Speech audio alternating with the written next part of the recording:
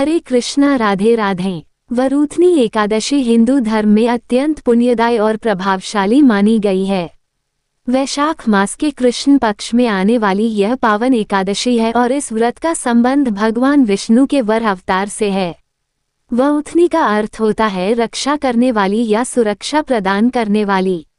यही कारण है कि इस एकादशी को ऐसा व्रत माना गया है जो व्यक्ति को उसके समस्त पापों, दुर्भाग्य और नकारात्मक प्रभावों से बचाता है। मान्यताओं के अनुसार इस दिन किया गया व्रत और पूजन जीवन में एक प्रकार की आध्यात्मिक ढाल का काम करती है।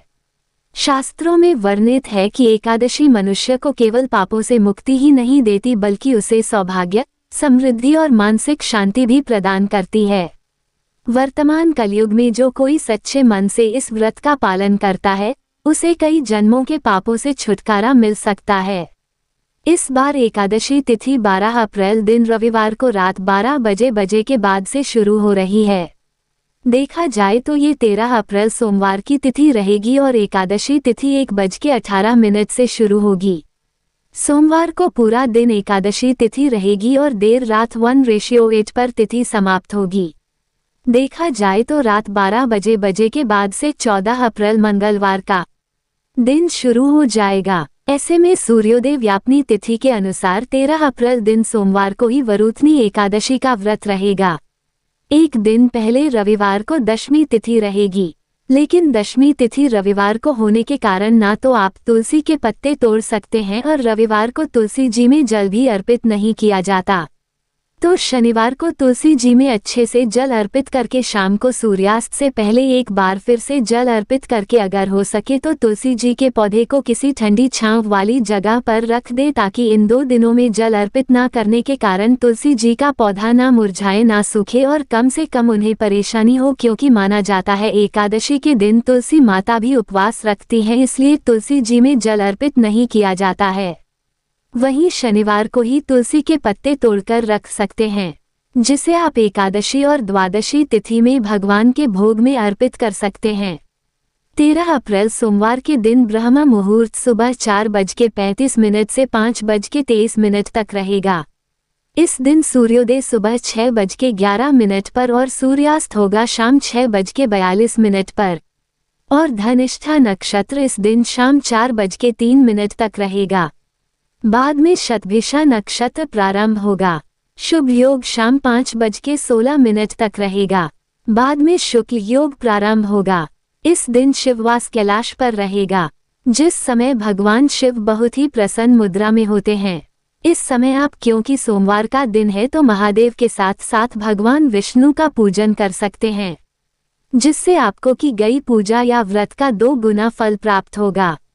वहीं सोमवार का दिन होने के कारण आपको इस बात का भी ध्यान रखना है कि पूजा में या भोजन में चावल का सेवन नहीं करना है, क्योंकि इस दिन एकादशी भी है। एकादशी के दिन प्रातः काल पूजा मुहूर्त रहेगा सुबह 4:51 से 5:58 तक। सांकाल पूजा मुहूर्त शाम 6:44 से 7:53 तक रहेगा। द्वादशी तिथि 14 अप्रैल दिन मंगलवार को रात के 1:09 से देखा जाए तो ये सोमवार की देर रात 12 बजे के बाद का समय होगा, तब द्वादशी तिथि लगेगी। मंगलवार को पूरा दिन द्वादशी तिथि रहेगी और द्वादशी तिथि का समापन देर रात 12:12 पर होगा।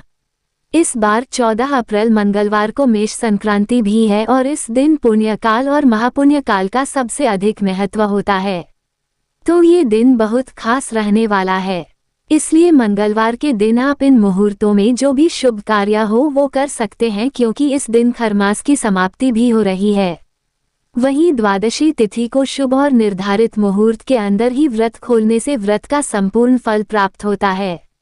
सूर्योदय के बाद और हरिवासर बीतने के बाद व्रत खोला जाता है, लेकिन इस बार सूर्योदय के कुछ देर बाद तक हरिवासर का समय रहेगा, इसलिए आपको व्रत खोलने में जल्दबाजी नहीं करनी है।